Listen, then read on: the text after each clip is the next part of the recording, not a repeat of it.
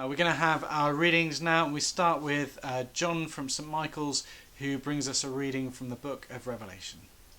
The reading may be found on page 1233 of the Pew Bible.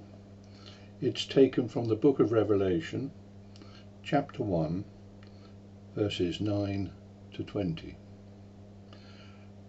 One like a son of man. I, John, your brother and companion in the suffering and kingdom and patient endurance that are ours in Jesus, was on the island of Patmos because of the word of God and the testimony of Jesus.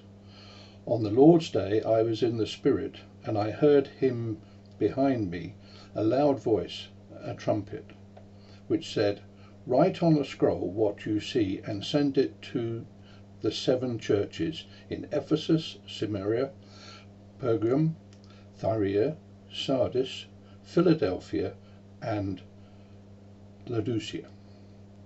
I turned round to see the voice that was speaking to me, and when I turned I saw 7 golden lampstands, and among the lampstands was someone like a son of man, dressed in a robe reaching down to his feet, and with a golden sash around his chest. His head and hair were white like wool, as white as snow, and his eyes were like a blazing fire.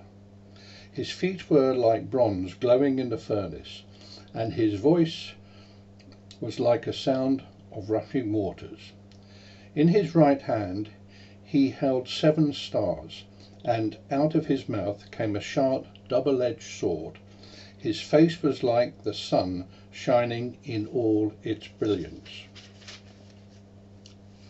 When I saw him, I fell at his feet as though dead. Then he placed his right hand on me and said, "Do not be afraid. I am the first and the last. I am the living one. I was dead, and behold, I am alive for ever and ever, and I hold the keys of death and Hades. Write therefore what you have seen, what is now, and what will take place later. The mystery of the 7 stars that you saw in my right hand and on the 7 golden lampstands is this. The 7 stars are the angels of the 7 churches, and the 7 lampstands are the 7 churches." This is the word of the Lord.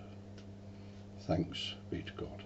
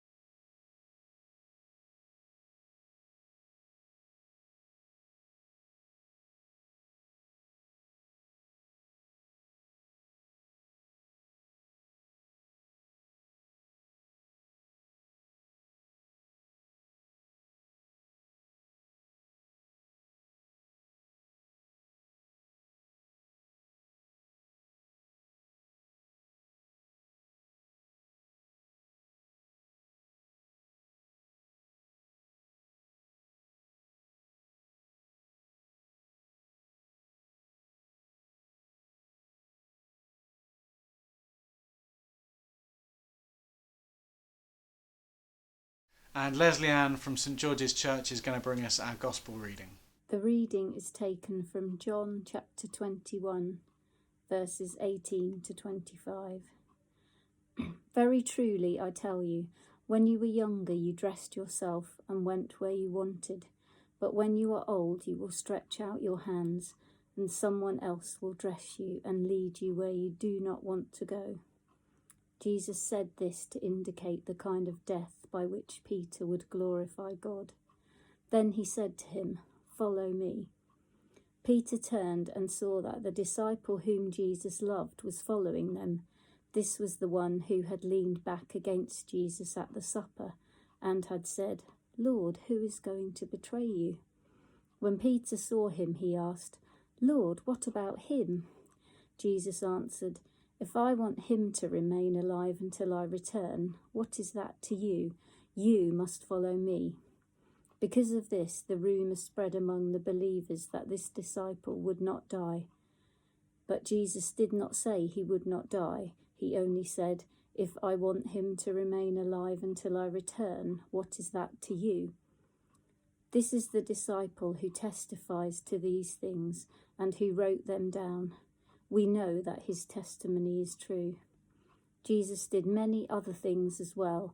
If every one of them were written down, I suppose that even the whole world would not have room for the books that would be written. This is the word of the Lord. Thanks be to God. And we now have our third song, When Christ Our Life Appears.